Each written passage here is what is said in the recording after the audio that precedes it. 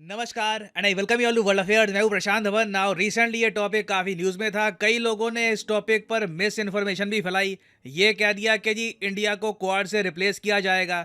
Now मैं सबसे पहले तो ना ये बात क्लियर कर दूं कि हाँ, यूएस एक नया क्वाड बनाने की चेष्टा कर रहा है, बना नहीं है, कोशिश कर रहा है। मगर पुराने क्वाड से इंडिया को रिप्लेस करने की बात कोई भी नहीं कर रहा। ये बात आपको पता होनी चाहिए।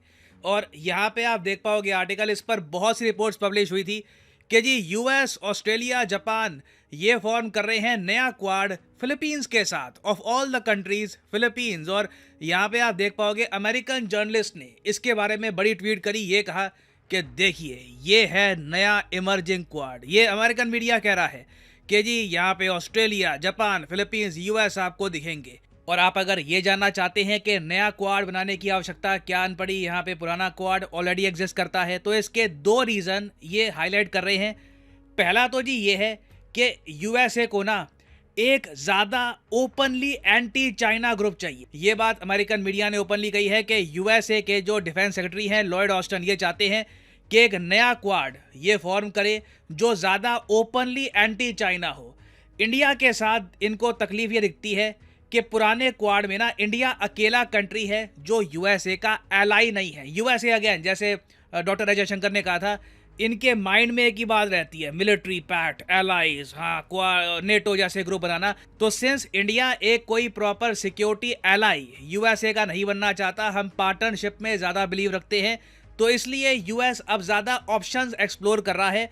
और फिलीपींस इनको लगता है कि एक ज़्यादा सूटेबल पार्टनर हो सकता है नए क्वाड में। ना मुझे यहाँ पर यह ऐड करना पड़ेगा कि ऑल्दो ऑफिशियली यूएसए ने इस ग्रुप को एक न्यू क्वाड नहीं कहा, न इसको क्वाड कहीं से इन्होंने नाम दिया नहीं है, मगर मीडिया इस बात को लेकर स्पेकुलेशन कर रहा है कि जैसे इनके जो रक्षा मंत्री हैं मिले हैं सिंगापुर में, जैसी स्टेटमेंट्स आई हैं, इससे संकेत मिल रहे हैं कि शंग्रीला सिंगापुर में आपको मिलेगा, एक बहुत ही फेमस जगह है, तो क्या शंग्रीला में एक नए क्वाड का जन्म हो चुका है। तो डिस्कस करेंगे इस टॉपिक को इन डेप्थ। बहुत ही रोचक टॉपिक है। काफ़ी फैक्ट्स के साथ मैं आपको बताऊंगा कि यहाँ पर हो क्या रहा है। बट आगे बढ़ने से पहले आपसे पूछूंगा एक क्वेश्चन यहाँ पर यह है कि मिस वर्ल्ड पैजेंट 2023 का ये कौन सा देश ऑर्गेनाइज करने वाला है। ये है यहाँ पे आपकी ऑप्शन, इंडिया, यूएसए, चाइना या फिर जापान। कमेंट सेक्शन में करिए उत्तर। सही आंसर मैं आपको दूंगा वीडियो के एंड में। ओके, तो कल ही मैंने ये वीडियो अपलोड करी थी कि जयशंकर साहब ने ये बात क्लियर कर दी है कि इंडिया को ना नेटो प्लस ज्वाइन करने का कोई शौक है। नेटो का जो टेम्पलेट है वही इंडिया को सूट नहीं करता। ना ये बात डॉक्टर अजय शंकर ने आपको मुझे कल बताई, बट ऑब्वियसली यूएसए को इंडिया ने संकेत इसके काफ़ी पहले दे दिए होंगे, जब बार बार यूएसए की तरफ से ये सुझाव आ रहे थे कि जी नेटो प्लस बनाते हैं, इंडिया को छड़ा देश बनाएंगे। इसके बारे में मैं आपको काफ़ी टाइम से बता रहा हूँ कि यूएस इस आइडिया को लेकर काफ़ी एक्साइटेड था। और जब इंडिया ने इतना कोल्ड स्टांस रखा यूएसए के सामने कि जी चाइना का अग्रेशन है ना, देख लेंगे, हम खुद कैपेबल हैं चाइना के अग्रेशन को निपटाने में, खुद हम देख लेंगे, हमें कोई सिक्योरिटी एलाई बनने की आवश्यकता नहीं है।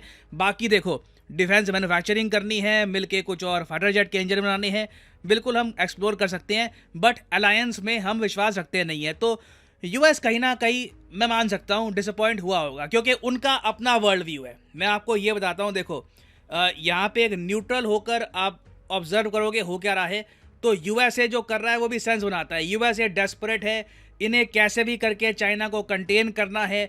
ये इंडिया को देखते हैं as an ultimate solution, huge population, nuclear weapons, militarily strong, but India उस तरीके से यूएसए के पीछे एज ए लेफ्टिनेंट नहीं चलना चाहता। तो यूएसए को कहीं ना कहीं फ्रस्ट्रेशन होती होगी, और इसीलिए अब इन्होंने नए ऑप्शंस ढूंढने स्टार्ट कर दिए हैं। उनमें से एक ऑप्शन इनको दिख रहा है फिलीपींस। नाउ क्या फिलीपींस एक जेन्युइन सिक्योरिटी पार्टनर हो सकता है यूएसए का? एक्चुअली एलाई तो ऑलरेडी है। क्या जेन्युइनली सिक्योरिटी सपोर्ट यूएसए को दे सकता है चाइना को कंटेन करने के लिए? तो इसका आंसर है नहीं। बहुत ही न्यूट्रल होकर मैं बात कर रहा हूँ। फिलीपींस पहली बात तो यहाँ पे आपको मिलेगा, ये टापुओं का ग्रुप है, 11-12 करोड़ की आबादी है इस देश की।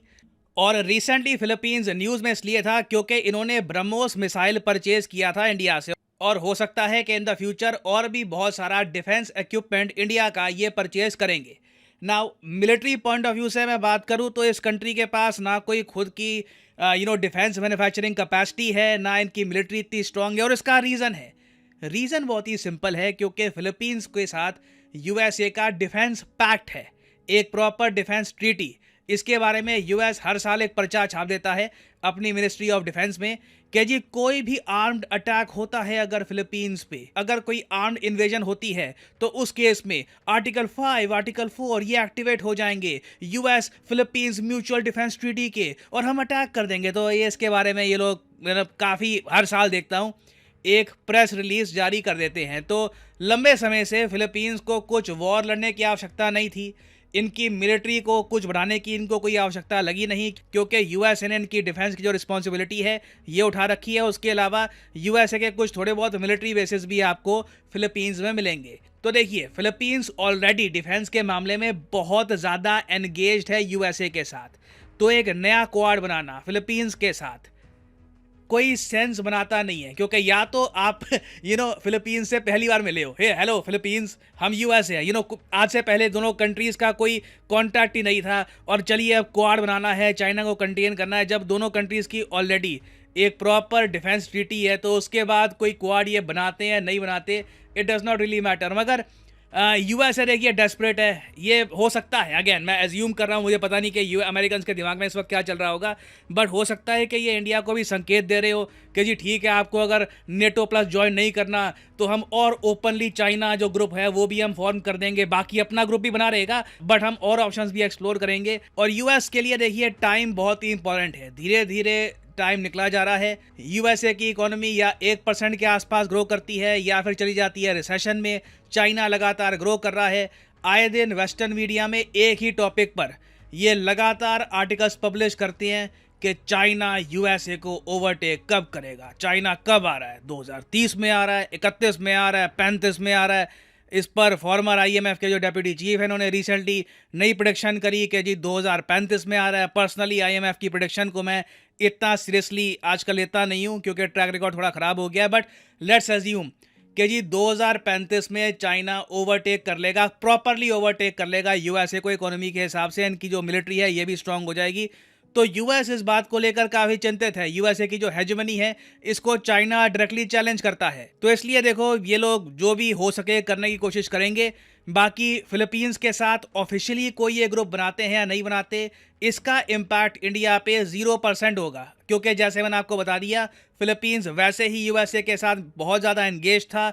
ये नई फोटोएं खिंचवाकर सिंगापुर में कुछ खास नया नहीं हो रहा है यहाँ पर, और चाइना को भी शौक नहीं लगेगा कि ओ माय गॉड फिलीपींस तुम यूएसए के साथ खड़े कैसे हो सकते हो। चाइना को भी पता है कि दोनों कंट्रीज का एक डिफेंस पैक्ट है। ना पर्सनली आप मुझसे पूछे, आई थिंक देखिए यूएसए को जो अप्रोच लेनी चाहिए वो ये है कि क्वाड जो ऑलरेडी एग्जिस्ट करता है उसे हम और ज़्यादा अपग्रेड करें।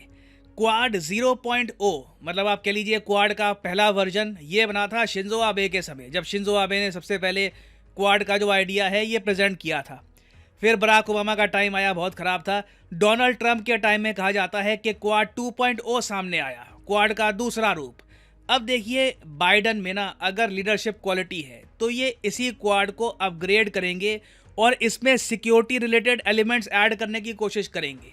ये बहुत ही इंपॉर्टेंट है कि जी आप इमेजिन करके देखो, क्वाड मिल के एक फाइटर जेट बनाएगा, क्वाड मिल के एक एयरक्राफ्ट कैरियर बनाएगा। क्वाड ये कुछ होता नहीं है, इस पर ना कुछ बातचीत होती है ना कुछ हम डिस्कस करते हैं। यूएसए ने ऑकस बना दिया है ऑस्ट्रेलिया के साथ, हम ये क्यों नहीं कर सकते कि जी क्वाड मिलकर न्यूक्लियर सबमरीन्स बनाएगा। That would send a message. India भी आई एम श्योर इसको लेकर काफ़ी एक्साइटेड होगा, क्योंकि इसमें कोई मिलिट्री अलायंस हमको ज्वाइन नहीं करनी पड़ेगी। तो देखिए यूएसए का ये प्रयास है, बट अगेन जैसे मैंने आपको बताया दिस इज़ नथिंग न्यू। इसको देखकर ना इंडिया ना चाइना ना कोई भी रीजन में कोई भी देश सरप्राइज नहीं होने वाला। ना वापस आते हैं अपने क्वेश्चन की तरफ कि जी किस कंट्री में मिस वर्ल्ड पैजेंट 2023 होगा, तो सही आंसर यहाँ पे है द कंट्री ऑफ इंडिया। यहाँ पर आप देख पाएंगे miss world competition returns to India. 27 साल के बाद ये पैजेंट इंडिया होस्ट करेगा।